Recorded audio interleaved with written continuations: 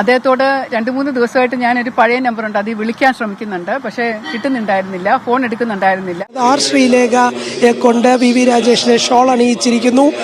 ഒട്ടേറെ ഒരുപക്ഷെ ഇപ്പോൾ ഈ യോഗത്തിൽ അവർ ഇരുന്നതും അത്ര സന്തോഷത്തോടെ ആയിരുന്നില്ല.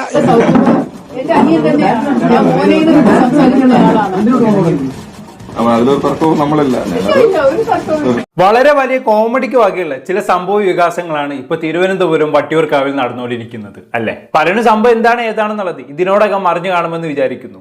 തിരുവനന്തപുരം കോർപ്പറേഷനിൽ നിന്നും MLA ആയിട്ടുള്ള VK പ്രശാന്തിനോട് അവിടുത്തെ കൗൺസിലർ ആയിട്ടുള്ള ശ്രീലേഖ IPS ഒഴിഞ്ഞു തരാൻ പറഞ്ഞ സംഭവം കഴിഞ്ഞ 1-2 ദിവസമായിട്ട് ന്യൂസ് ചാനലും മറ്റും അതൊക്കെയാണല്ലോ ചർച്ചാ വിഷയം. അപ്പൊ നമ്മൾ ഇന്നത്തെ ചർച്ചയും അതിനെ കുറിച്ചാണ്. ശരിക്കും എന്താണ് അവിടെ സംഭവിച്ചത് നമുക്ക് വിശദമായിട്ടൊന്ന് പരിശോധിച്ച് നോക്കാം. ഇപ്പൊ നമുക്കറിയാം, ഇത്തവണത്തെ ഇലക്ഷനിൽ തിരുവനന്തപുരം കോർപ്പറേഷൻ പിടിച്ചത് BJP ആണ്. അതിൽ ഏറ്റവും കൂടുതൽ നന്ദി പറയേണ്ടത് കഴിഞ്ഞ തവണത്തെ തിരുവനന്തപുരം മേയർ ആയിട്ടുള്ള ആര്യ രാജേന്ദ്രനോടാണ്. കാരണം അത്ര നല്ല ഭരണമായിരുന്നല്ലോ പുള്ളിക്കാരി. വെറുപ്പിച്ച് കൈ തന്നിട്ടുണ്ട്. ഇത്രയും നല്ലോണം വെറുപ്പിച്ചത് കൊണ്ട് തന്നെ ഇത്തവണ ജനങ്ങളൊന്ന് മാറി ചിന്തിച്ചു എന്നുള്ളതാണ്. തിരുവനന്തപുരം കോർപ്പറേഷൻ ജനങ്ങളെല്ലാരും കൂടി നേരെ BJPന്റെ കൈ കൊണ്ടു കൊടുത്തു. അങ്ങനെ BJP ജയിച്ചു നേരെ അധികാരത്തിൽ കയറി. അങ്ങനെ അധികാരത്തിൽ കയറിയ സമയത്ത് അപ്പോഴും തിരുവനന്തപുരംകാർ ഉറ്റുനോക്കിക്കൊണ്ടിരുന്നത് ആരായിരിക്കും ഇത്തവണത്തെ തിരുവനന്തപുരത്തെ മേയർ എന്നുള്ളതാണ്. എല്ലാവരും വിചാരിച്ചിരുന്നത് ഇത്തവണ തിരുവനന്തപുരത്തെ മേയർ ആക്കാൻ പോകുന്നത് ശ്രീലേഖ IPSനായിരിക്കും എന്നുള്ളതാണ്. ശ്രീലേഖ IPS ആരാണെന്നുള്ളത് ഞാനായിട്ട് ആർക്കും പ്രത്യേകിച്ച് പറഞ്ഞേണ്ട ആവശ്യമില്ലല്ലോ. ഇത്തവണ BJPക്ക് വേണ്ടി മത്സരിച്ച ഒരു സെലിബ്രിറ്റിയാണ് ശ്രീലേഖ IPS. പ്രമാദമായ ദിലീപ് കേസൊക്കെ കൈകാര്യം ചെയ്ത ആളാണ്. പിന്നെ പൊതുവെ BJPയുടെ ഒരു രീതി എല്ലാവർക്കും അറിയാലോ. പാർട്ടി പ്രവർത്തകരെക്കാളും അവർ സെലിബ്രിറ്റീസിനായിരിക്കും മുൻതൂക്കം കൊടുക്കുക. തൃശ്ശൂർ ബെസ്റ്റ് എക്സാമ്പിൾ ആണല്ലോ. തൃശ്ശൂർ നേരെ കൊണ്ടുപോയി സുരേഷ് ഗോപിന് കൈ കൊണ്ടു കൊടുത്തു. പിന്നെ എന്താണ് സംഭവിച്ചതെന്നുള്ളത് നമ്മളെല്ലാവരും കണ്ടതാണ്. അതേപോലെ ശ്രീലേഖയെ സംബന്ധിച്ചിടത്തോളം ശ്രീലേഖ ആദ്യമായിട്ടാണെന്ന് തോന്നുന്നു മത്സരിക്കുന്നത്.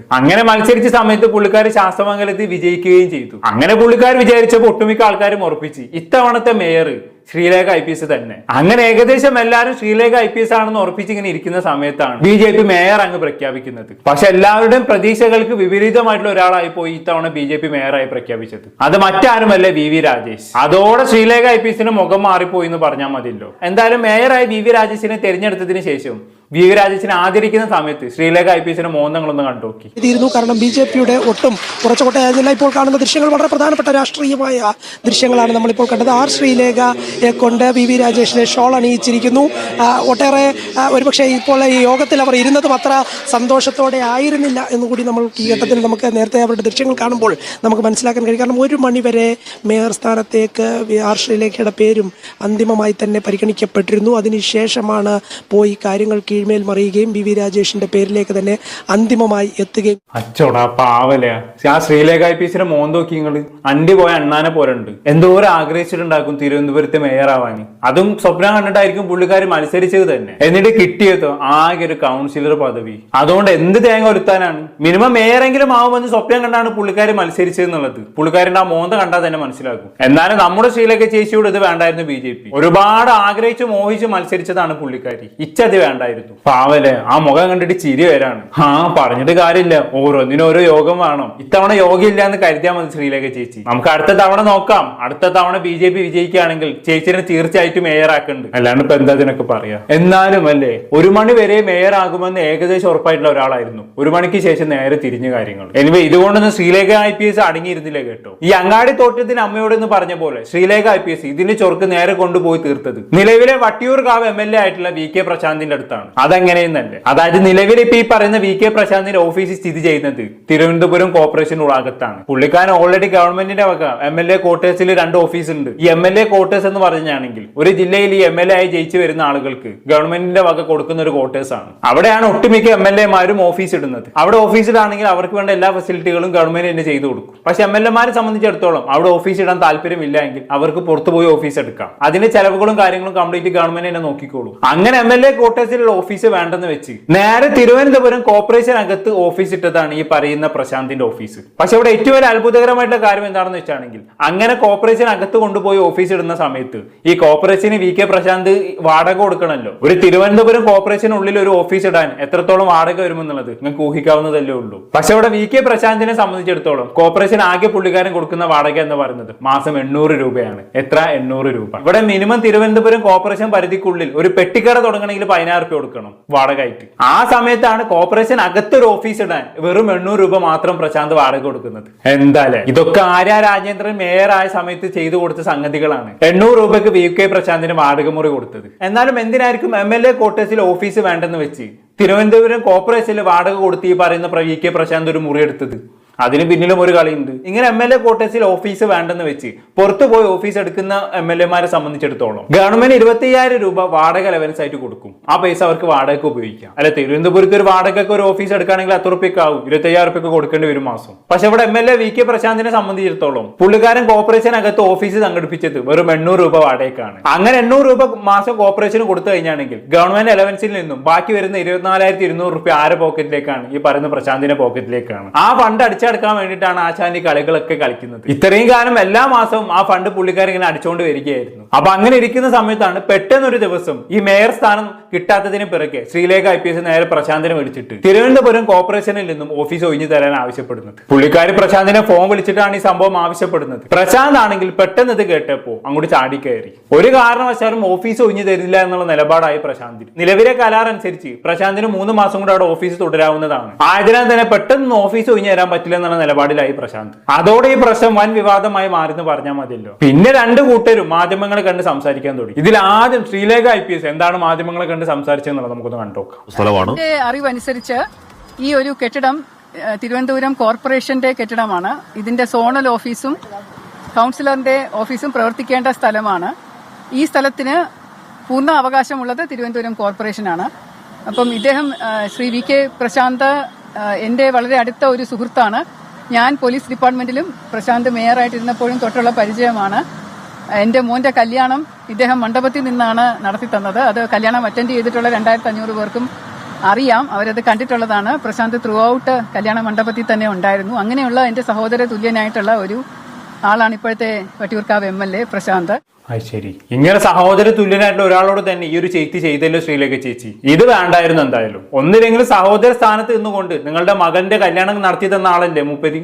എന്നിട്ട് ആ മൂപ്പരോടെ ഞങ്ങൾ ഇത് ചെയ്തല്ലോ. എന്നാലും പെട്ടെന്നൊരു സുപ്രഭാതത്തിൽ MLA ഓഫീസ് ഒഴിഞ്ഞു തരണം എന്നൊക്കെ പറഞ്ഞു കഴിഞ്ഞാണെങ്കിൽ മൂപ്പര് എങ്ങനെയാണ് അത് അംഗീകരിക്കുക? പാവം അല്ലേ, എന്തോരം സ്വപ്നം കണ്ടു കാണും. എങ്ങനെയാണ് ഗവൺമെന്റിന്റെ ഖജനാവിൽ നിന്നും മാസം 24,200 രൂപ വെച്ച് പുട്ടടിക്കാന്ന് വിചാരിച്ച ആളായിരുന്നു മൂപ്പര്. അതിനുവേണ്ടി മൂപ്പര് തട്ടിക്കൂട്ടി ഏർപ്പാടാക്കിയതായിരുന്നു കോർപ്പറേഷനിൽ ഈ ഓഫീസ് എന്ന് പറയുന്നത്. എന്നാലും മൂപ്പരോട് തന്നെ ഈ ചെയ്ത് വേണ്ടായിരുന്നു. ഇവിടെ കൗൺസിലർ ആയിട്ടുള്ള ശ്രീലേഖന്റെ കോർപ്പറേഷനിലെ ഓഫീസ് എന്ന് പറയുന്നത് MLA ആയിട്ടുള്ള പ്രശാന്തിന്റെ ഓഫീസിന് തൊട്ടടുത്താണ്. പക്ഷെ പുള്ളിക്കാരുടെ ഓഫീസിനെ കുറിച്ച് പറയുകയാണെങ്കിൽ തീരെ സൗകര്യം കുറവാണ്. ഫയലൊന്നും സ്റ്റോർ ചെയ്യാനുള്ള സൗകര്യങ്ങളെ അവിടെ ഇല്ല. എന്നിട്ട് കക്കൂസിലൊക്കെ കൊണ്ടുപോയിട്ടാണ് ഫയൽ വെച്ചതെന്നൊക്കെയാണ് പറയുന്നത്. അപ്പൊ അങ്ങനെയുള്ള മുപ്പത്തിക്ക് ആ MLA ഓഫീസും കൂടെ ഒന്ന് കിട്ടിക്കഴിഞ്ഞാണെങ്കിൽ കുറച്ചുകൂടി സൗകര്യമായിട്ട് പണിയെടുക്കാമല്ലോ. അതിന് വേണ്ടിയിട്ടാണ് MLA ഓഫീസ് ഒഴിഞ്ഞു തരാൻ പറഞ്ഞത്. പുള്ളിക്കാരന്റെ ബുദ്ധിമുട്ടൊക്കെ നമുക്ക് മനസ്സിലാക്കും. എന്നാലും ഒരു സഹോദര തുല്യ സ്ഥാനത്തിരിക്കുന്ന ഒരാളല്ല അപ്പുറത്തിരിക്കുന്നത്. ആ ഒരു പരിഗണനെങ്കിലും മൂപ്പർക്കൊന്ന് കൊടുക്കായിരുന്നു. എന്തായാലും ബാക്കി പറഞ്ഞാട്ടെ. അദ്ദേഹത്തോട് 2-3 ദിവസമായിട്ട് ഞാനൊരു പഴയ നമ്പർ ഉണ്ട്, അത് വിളിക്കാൻ ശ്രമിക്കുന്നുണ്ട്. പക്ഷെ കിട്ടുന്നുണ്ടായിരുന്നില്ല, ഫോൺ എടുക്കുന്നുണ്ടായിരുന്നില്ല. അത് പിന്നെ സ്വാഭാവികം. നിങ്ങൾ തിരുവനന്തപുരത്ത് കൗൺസിലറായി വന്നു എന്ന് അറിഞ്ഞപ്പോൾ തന്നെ പുള്ളിക്കാരൻ വിചാരിച്ചു കാണും എന്തെങ്കിലും ബുക്കിൽ കൊണ്ടായിരിക്കും വരാന്നുള്ളത്. അപ്പൊ പിന്നെ നിങ്ങളെ വിളിച്ചാൽ ഫോൺ എടുക്കാതിരിക്കുന്നത് സ്വാഭാവികമാണ്.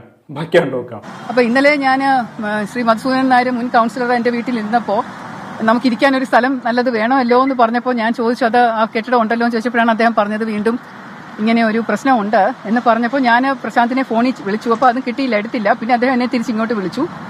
അപ്പോൾ ഞാൻ ആദ്യം പറഞ്ഞത് ഞാൻ അറിഞ്ഞല്ലോ, ഞാൻ കൗൺസിലറായിട്ട് ജയിച്ചു വന്നു ശാസ്തമംഗലം വട്ടിയൂർക്കാവിൽ ഉൾപ്പെടുന്ന ഒരു സ്ഥലമാണ്, എല്ലാ സഹായ സഹകരണവും ഉണ്ടാവണം എന്ന് പറഞ്ഞു. ഓ ശരി ചേച്ചി എന്ന് പറഞ്ഞു.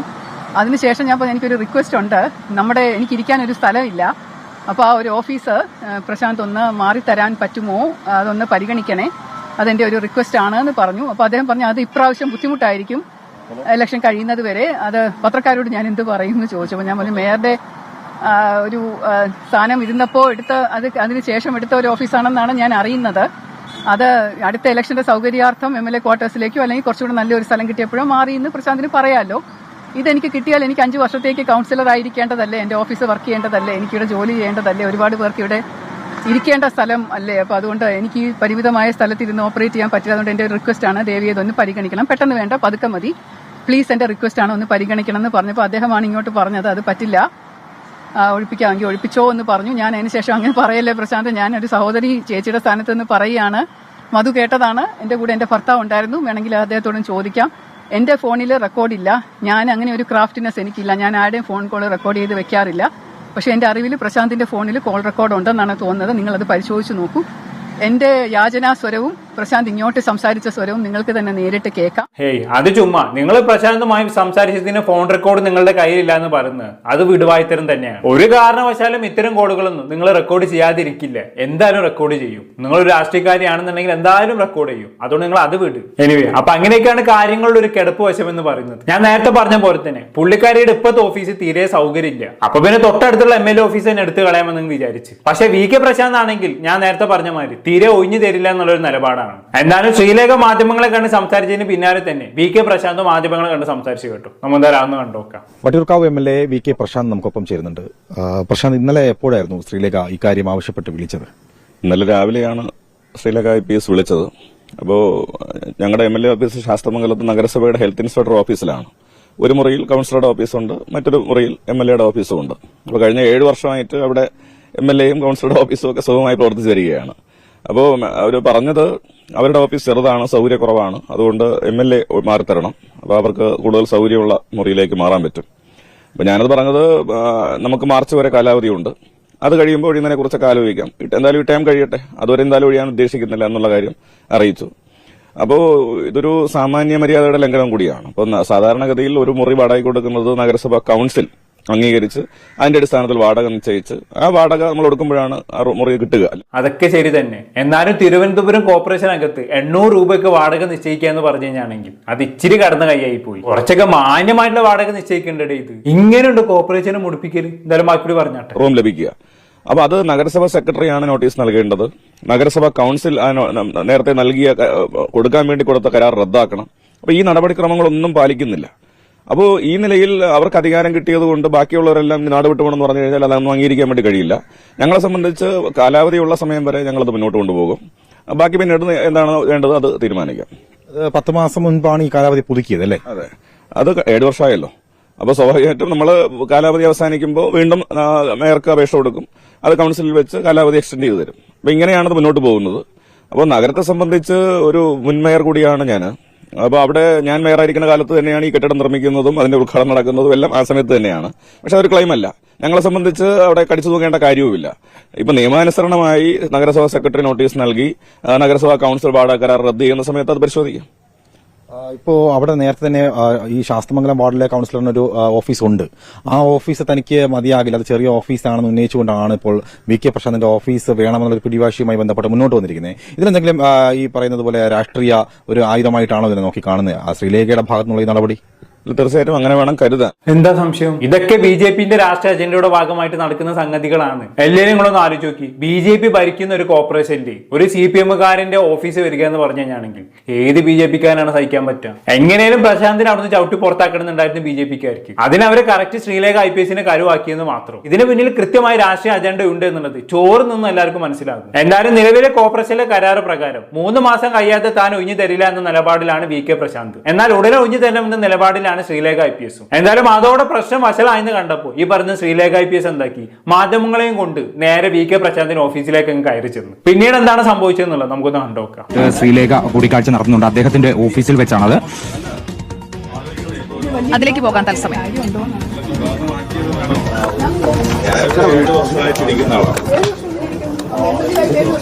ആദ്യ ടൈമിൽ 1.5 വർഷം, ഈ ടൈമിൽ 6 വർഷം. നേരത്തെ ശ്രീമതി ബിന്ദു കൗൺസിലറായിരുന്നു. അത് കഴിഞ്ഞ് മധുസൂദനൻ നായർ കൗൺസിലറായി. ആ സമയത്തൊക്കെ അവിടെ തന്നെയാണ് ഓഫീസ്. അന്ന് ഈ രൂപത്തിലല്ല. മനസ്സിലാക്കേണ്ട, ഈ ചെയ്ത ഇതൊരു തുറന്ന ഹാളായിരുന്നു. ഈ പാർട്ടീഷനും ഈ സംവിധാനമൊക്കെ ഉണ്ടാക്കിയത് നമ്മൾ വാടകയ്ക്ക് എടുത്തതിന് ശേഷം ചെയ്തതാണ്.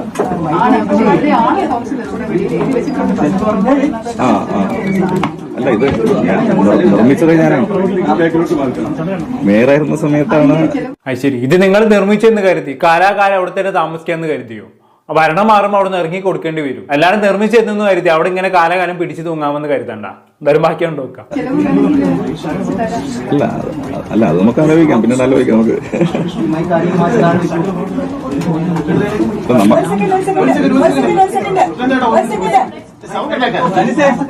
ഞങ്ങൾ തമ്മിൽ യാതൊരു കുഴപ്പവുമില്ല. ഞങ്ങൾ തമ്മിൽ ഇത് നിങ്ങൾ ചെറിയ ഒരു പ്രശ്നം വിവാദമാക്കരുത്. ശരി, ഇവിടെ ആരാണ് ഈ ചെറിയ പ്രശ്നം വിവാദമാക്കിയത്? നിങ്ങൾ തന്നെയല്ലേ. നിങ്ങൾ തന്നെയാണ് VK പ്രശാന്തിനെ ഫോൺ വിളിച്ച പ്രശ്നങ്ങൾ ഉണ്ടാക്കിയതും പിന്നീട് മാധ്യമങ്ങളെ കണ്ട് ഇത് വൻ വിവാദമാക്കി മാറ്റിയതും. എന്നിട്ട് ഇപ്പൊ അത് വാദ്യം പ്രതിയും ഒന്നായി മറ്റുള്ള ഒരു പ്രശ്നക്കാരുമായി. എന്താണ് ചേച്ചി ഇങ്ങനെ ഭരണം കൈ കിട്ടിയപ്പോ തന്നെ ഈ സ്വഭാവം കാണിച്ചാൽ എങ്ങനെയാണ്? എന്തായാലും ബാക്കി കണ്ടുവെക്കാം. എന്റെ അനിയൻ തന്നെയാണ്. ഞാൻ മോനെ സംസാരിക്കുന്ന ആളാണ്. അതിലൊരു തർക്കവും നമ്മളല്ല. ഇല്ല, ഒരു തർക്കവുമില്ല. ഇപ്പൊ പ്രശാന്തിന് ഈ 3 മാസം കഴിഞ്ഞിട്ട് ചെയ്യുന്നതിൽ എനിക്ക് വിരോധമില്ല. ഞാൻ അഭ്യർത്ഥിച്ചേ ഉള്ളൂ. പ്രശാന്തിന് 3 മാസമോ 4 മാസമോ ഇരിക്കുന്നതിന് എനിക്ക് ബുദ്ധിമുട്ടില്ല. ഞാൻ പക്ഷേ ഇവിടെ എന്റെ ആളുകളും ഞാനും പക്ഷേ ഇവിടെ ആ ഓഫീസിൽ ഇരിക്കും. അല്ലാതെ എനിക്ക് നിവൃത്തിയില്ല. അതിന്റെ ബുദ്ധിമുട്ട് പ്രശാന്ത് സഹിക്കണം. 7 വർഷം ഇല്ലാത്ത ഒരു ബുദ്ധിമുട്ട് മാഡം അവിടെ ഇരിക്കുന്നുണ്ടോ? എനിക്ക് വരാനില്ല. അത്രയും മാത്രം മതി. ഹാപ്പി ആയില്ലേ എല്ലാവരും? ഇനി പോവാം. അങ്ങനെ അവർ തമ്മിൽ പറഞ്ഞതെല്ലാം കോംപ്ലിമെന്റ്സ് ആക്കി. അപ്പൊ അവര് തമ്മിൽ ഒന്നായി, ബാക്കിയുള്ള ഒരു പ്രശ്നക്കാരുമായി. അല്ല അത് പിന്നെ എങ്ങനെയാണല്ലോ, പണ്ട് തൊട്ടേ രാഷ്ട്രീയം എങ്ങനെയാണ്. എന്തായാലും നിലവിൽ പ്രശാന്തിന് 3 മാസം ശ്രീലേഖ IPS സമയം കൊടുത്തിട്ടുണ്ട് അല്ലേ. ആ 3 മാസം കഴിഞ്ഞാണെങ്കിൽ അവിടുന്ന് ഓഫീസ് ഒഴിഞ്ഞു തന്നോളണം എന്നുള്ളതാണ് ഇവിടെ ശ്രീലേഖ IPS പറയാതെ പറഞ്ഞു വെക്കുന്നത്. എന്റെ അഭിപ്രായത്തിൽ ഇനി 3 മാസം കഴിഞ്ഞാണെങ്കിൽ എന്തുകൊണ്ടും പ്രശാന്ത് അവിടെ ഇരിക്കാത്തതാണ് നല്ലത്. 3 മാസം കഴിഞ്ഞിട്ട് ഒഴിഞ്ഞു കൊടുക്കുന്നില്ല എങ്കിൽ അത് ചുമ്മാ നാണക്കേടായി മാറുമേ. ഇപ്പൊ തന്നെ നാറാവുന്നതിന്റെ മാക്സിമം നാറിക്കഴിഞ്ഞ ആശാൻ. എന്തായാലും ഈ പ്രശ്നങ്ങളെല്ലാം നടന്നതിന് പിന്നാലെ ഈ പറയുന്ന ശ്രീലേഖ IPSന് പിന്തുണയായിട്ട് നിലവിലെ കോൺഗ്രസ് കൗൺസിലർ ആയിട്ടുള്ള ശബരീൻ ആദ്യ രംഗത്ത് വന്നിട്ടുണ്ട്. നമ്മൾ എന്തായാലും പുള്ളിക്കാരന് പറയാൻ എന്താണെന്നുള്ളത് കണ്ടുനോക്കാം. അങ്ങനെയുള്ള ഒരു പരിമിതമായിട്ടുള്ള സ്ഥലത്തിൽ കൗൺസിലേഴ്സ്, അത് CPM BJP എന്നില്ല, കൗൺസിലേഴ്സിനുള്ള ഓഫീസ് കൗൺസിലേഴ്സ് കൊടുക്കാനുള്ള നിലപാടെടുക്കണം. അതിന് ഈ കോർപ്പറേഷൻ പക്ഷേ ഇപ്പം ആ നഗരസഭയായിട്ടുള്ള കോൺട്രാക്ട് കഴിഞ്ഞ് മാറാൻ പറഞ്ഞാൽ അത്രയും നല്ലത്. പക്ഷേ ഞാൻ ശ്രീ വി കെ പ്രശാന്ത് ആയിരുന്നെങ്കിൽ ഇതിന് പോകാതെ നേരത്തെ തന്നെ ആ 31, 32 എന്നുള്ള MLA ഹോസ്റ്റലിലെ മുറി ഇരുന്നേനെ. അവർ പറയുന്ന ഒരു ഭാഗം MLA ഹോസ്റ്റലിൽ ഒന്നും ആൾക്കാർ കാണാൻ പറ്റത്തില്ല. അതൊക്കെ തട്ടിപ്പാണ്. MLA ഹോസ്റ്റൽ ശ്രീ ആന്റണി രാജുവിന്റെ ഓഫീസ് MLA ഹോസ്റ്റലിലാണല്ലോ. ശ്രീ K മുരളീധരൻ MLA ഹോസ്റ്റലിൽ പ്രവർത്തിച്ചാണല്ലോ. ഞാൻ MLA ആയിരുന്നപ്പോൾ MLA ഹോസ്റ്റലിലും ആര്യനാടത്തെ ഓഫീസിലും വാടക കൊടുത്ത് പ്രവർത്തിച്ചുകൊണ്ടിരുന്ന ആളാണ്. അപ്പൊ MLA ഹോസ്റ്റലിൽ വരുന്ന ആളുകളെ ആരും തടയാൻ പോകുന്നില്ല. വട്ടിയൂർക്കാവിന്റെ ഹൃദയഭാഗത്താണ് ഈ പട്ടം, കുന്നുകുഴി, കേശാസുരം, നാലാഞ്ചിറ, നന്തങ്കോട് തുടങ്ങിയ ഭാഗങ്ങളിലെ ആളുകൾക്ക് പോകാൻ MLA ഹോസ്റ്റൽ എളുപ്പം. അപ്പൊ അദ്ദേഹം ഇപ്പോൾ ശാസ്ത്രങ്ങളുടെ ഓഫീസിൽ എത്തുന്നത് ഓക്കെ, അദ്ദേഹത്തിന്റെ ഇഷ്ടം, അദ്ദേഹത്തിന്റെ തീരുമാനം. പക്ഷേ 800 രൂപയ്ക്ക് എടുക്കുന്നത് ശരിയല്ല. 15,000 രൂപ 20,000 രൂപ ശാസ്ത്രമംഗലം, വെള്ളയമ്പലം, കവടിയാറിലെ കമേഴ്ഷ്യൽ റേറ്റ് വാങ്ങിക്കണമെന്ന് ഞാൻ പറയത്തില്ല. പക്ഷെ 800 രൂപയ്ക്ക് ആ ഓഫീസ് എടുക്കുന്നത് ശരിയായിട്ടുള്ള കാര്യമല്ല. 2019 ജയിച്ച കാലം മുതൽ തന്നെ ഇത് കൃത്യമായി വാടക അടച്ചുകൊണ്ട് അത് നിയമപരമായിട്ട് തന്നെ ഏറ്റെടുത്തതാണ്. വന്ന അധികാരം ഉപയോഗിച്ചുകൊണ്ട് ഏതെങ്കിലും നിലയ്ക്ക് അത് സ്വന്തമാക്കുക, അത്തരത്തിലുള്ള പ്രവൃത്തിയായിട്ടാണ് അതിനെ. ഇല്ല, ഞാൻ പറയുന്നത് നേരത്തെ ചെയ്തെങ്കിലും ആ ഓഫീസ് പണ്ട് മുതൽക്കേ ഒരു കോർപ്പറേഷൻ കൗൺസിൽ എക്സ്പെൻസ് തുടങ്ങിയ ഓഫീസാണ്. അന്ന് ബിന്ദു ചേച്ചി, എന്റെ അയൽവാസിയായിട്ടുള്ള ബിന്ദു ചേച്ചി CPM കൗൺസിലർ ആയിരുന്നപ്പോഴാണ് ആ ഓഫീസ് ശ്രീ പ്രശാന്തിന് കൊടുത്തത്. ഞാൻ മനസ്സിലാക്കുന്നത് അന്നേ ശ്രീ പ്രശാന്തിന് MLA ഹോസ്റ്റലിലെ റൂം കൊടുത്തിരുന്നു. പക്ഷെ അവിടെ സൗകര്യങ്ങളില്ലാന്ന് പറഞ്ഞാൽ അദ്ദേഹം ഇങ്ങോട്ട് മാറി. അദ്ദേഹത്തിന്റെ ഇഷ്ടം. ഒറ്റ കാര്യം പറയാനുള്ളൂ, കൗൺസിലേഴ്സിനുള്ള സ്പേസ് അതേത് പാർട്ടിയാണെങ്കിലും കൗൺസിലേഴ്സിന് ഉപയോഗിക്കാൻ കൊടുക്കുക. അദ്ദേഹത്തിന് ഒരു ആഡഡ് സൗകര്യമുള്ളത് MLA ഹോസ്റ്റലിലെ റൂം ഇവിടെ തന്നെ ഉള്ളതുകൊണ്ടും 1 അല്ല 2 മുറി അദ്ദേഹത്തിന്റെ പേരിൽ അവിടെ കമ്പ്യൂട്ടർ സൗകര്യമുണ്ട്, പ്രിന്റർ ഉണ്ട്, വൈഫൈ ഉണ്ട്, വാഹനം പാർക്ക് ചെയ്യാനുള്ള സൗകര്യമുണ്ട്. ഈ ആളുകൾക്കെല്ലാം ഒരു ബസ് നേരെ ഇറങ്ങിയ പാളയംപള്ളിയിലൂടെ ബസ് ഇറങ്ങാനുള്ള സൗകര്യമുണ്ട്. അപ്പൊ അദ്ദേഹം അങ്ങോട്ട് മാറണം എന്നുള്ള, ഞാൻ അദ്ദേഹം ആയിരുന്നെങ്കിൽ അങ്ങോട്ട് മാറാനാണ് ഉദ്ദേശിച്ചത്. അല്ല അതൊക്കെ ശരി തന്നെ. MLA ക്വാർട്ടേഴ്സിലുള്ള മുറിയിൽ എല്ലാ സൗകര്യങ്ങളും ഉണ്ടാകും. പക്ഷെ അവിടെ ഓഫീസ് പ്രവർത്തിപ്പിച്ച് കഴിഞ്ഞാണെങ്കിൽ മാസം 24,200 രൂപ ഗവൺമെന്റിന്റെ കയ്യിൽ നിന്ന് തട്ടാൻ കഴിയില്ലല്ലോ. അങ്ങനെ തട്ടണമെന്നുണ്ടെങ്കിൽ കോർപ്പറേഷൻ അകത്ത് തന്നെ കൊണ്ടുപോയി ഓഫീസ് ഇടണമല്ലോ. ഇനി വേറെ എവിടെയെങ്കിലും ഓഫീസ് പ്രവർത്തിപ്പിക്കാന്ന് വെച്ചാണെങ്കിൽ 800 രൂപ വാടക കൊടുത്ത് എവിടെയും ഓഫീസ് കിട്ടത്തില്ല. മിനിമം 10,000 രൂപയെങ്കിലും കൊടുക്കേണ്ടി വരും. അപ്പൊ ഇത്രയും വലിയ എമൗണ്ട് ഗവൺമെന്റിന് കയ്യിൽ നിന്ന് തട്ടാനും കഴിയൂല. അങ്ങനെ നോക്കുന്ന സമയത്ത് VK പ്രശാന്തിനെ സംബന്ധിച്ചിടത്തോളം എന്തുകൊണ്ട് സൗകര്യമായിരുന്നു ഈ പറയുന്ന കോർപ്പറേഷൻ അകത്ത് ഓഫീസ് എന്ന് പറയുന്നത്. ഇനിയിപ്പോ പറഞ്ഞിട്ട് കാര്യമില്ല, ഓരോന്നും അനുഭവിക്കാൻ ഓരോരോ സമയം ഉണ്ടല്ലോ. ഇനി 3 മാസം കൂടെ അനുഭവിച്ചോ, അതിനുശേഷം എന്ത് വില കൊടുത്തിട്ടാണെങ്കിലും അവിടുന്ന് ഇറങ്ങി പോരുന്നതാണ് VK പ്രശാന്തിന് നല്ലത്. എന്തായാലും ശബരിനാഥിന് പിന്നാലെ തന്നെ മുൻ വട്ടിയൂർക്കാവ് MLA ആയിട്ടുള്ള K മുരളീധരനും ഈ പറയുന്ന ശ്രീലേഖ IPSന് സപ്പോർട്ടായി രംഗത്ത് വന്ന് കേട്ടു. K മുരളീധരൻ അറിയാലോ, മൂപ്പര് ഒരു കോൺഗ്രസ്സുകാരനാണ്. എന്തായാലും മൂപ്പർക്ക് പറയാനുള്ള എന്താണെന്ന് കണ്ടോക്കാം. അല്ല, അത് ഇപ്പോൾ ഓരോരുത്തരുടെ സൗകര്യമാണ്. പക്ഷേ ഞാൻ എൻ്റെ കാര്യമാണ് പറഞ്ഞത്. MLA ക്വാർട്ടേഴ്സിലെ മുറി MLA മാർക്ക് മാത്രമേ ഉപയോഗിക്കാൻ പാടുള്ളൂ. അത് മറ്റൊരു ആവശ്യത്തിന് വേണ്ടി ആരെങ്കിലും ഉപയോഗിക്കുന്നുണ്ടെങ്കിൽ അത് സ്പീക്കറാണ് അതിൻ്റെ പരമാധികാരി. ഞാനുള്ള സമയത്ത് കൃത്യമായി, ഞാനന്ന് ശ്രീ കാർത്തികേയനും പിന്നീട് ശക്തനും സ്പീക്കർമാരായിരുന്ന കാലത്താണ് ഞാൻ എൻ്റെ മുറി ഉപയോഗിച്ചിരുന്നത്. അതിനൊക്കെ കൃത്യമായിട്ട് ആ 2 പേരും ആ മുറി, എല്ലാ മുറികളൊന്ന് മോണിറ്റർ ചെയ്തിരുന്നു. കാർത്തികേയനൊക്കെ അക്കാര്യത്തിൽ വളരെ സ്ട്രിക്റ്റ് ആയിരുന്നു. MLA ക്വാർട്ടേഴ്സിലെ മുറി MLA മാർ മാത്രമേ ഉപയോഗിക്കാൻ പാടുള്ളൂ എന്ന് അന്ന് നിയമം ഉണ്ടായിരുന്നു. അതുകൊണ്ട് തന്നെ എനിക്ക് അന്ന് ഒരു പ്രശ്നവും ഉണ്ടായിട്ടില്ല. അന്ന് വട്ടിയൂർക്കാവിലെ ജനങ്ങൾക്ക് അതുകൊണ്ട് ഒരു പ്രയാസം ഉണ്ടായതായിട്ട് എൻ്റെ അറിവിൽ പെട്ടിട്ടില്ല. ഉണ്ടായത് ഞാൻ രണ്ടാമത് ജയിക്കില്ലല്ലോ. അല്ല, അത് അദ്ദേഹത്തിൻ്റെ ഇഷ്ടം. അത് ഒഴിയാതിരിക്കുകയോ ചെയ്യട്ടെ. പക്ഷേ MLA ക്വാർട്ടേഴ്സിലെ മുറികൾ എന്ത് ചെയ്യുന്നു എന്നുള്ളതും നമ്മൾ പരിശോധിക്കേണ്ട. അത് MLA മാർക്കുള്ളതാണ് MLA ക്വാർട്ടേഴ്സ്. അതെനിക്ക് അറിഞ്ഞുകൂടാ. അതുണ്ടെങ്കിൽ പിന്നെ ഇങ്ങനത്തെ ഒരു ഓഫീസിൻ്റെ ആവശ്യമില്ല എന്നാണ് എൻ്റെ അഭിപ്രായം. പിന്നെ അദ്ദേഹത്തിന് ഇഷ്ടമാണ്, ഇതൊക്കെ ഓരോരുത്തരും ഇഷ്ടമാണല്ലോ. എൻ്റെ അതേ ഇഷ്ടം തന്നെ മറ്റുള്ളവരും ഫോളോ അപ്പ് ചെയ്യണമെന്ന് പറയാൻ എനിക്ക് കഴിയില്ല. ഒരു പ്രയാസം ഉണ്ടായിട്ടില്ലല്ലോ. ഞാൻ 8 കൊല്ലം അവിടെ ഇരുന്നതല്ലേ. അദ്ദേഹത്തിന്റെ സുഹൃത്തുക്കളായിട്ടുള്ള CPM നേതാക്കന്മാരോടൊന്ന് ചോദിച്ചു നോക്കൂ, അവർക്ക് വല്ല ബുദ്ധിമുട്ടുണ്ടായിരുന്നു എന്നെ ഒന്ന് കാണാൻ. അവരൊക്കെ എന്നെ വന്ന്, ഞാൻ പാർട്ടി നോക്കാറില്ലല്ലോ, ഞാൻ അങ്ങനെയല്ലേ 8 വർഷം കൊണ്ടുപോയത്.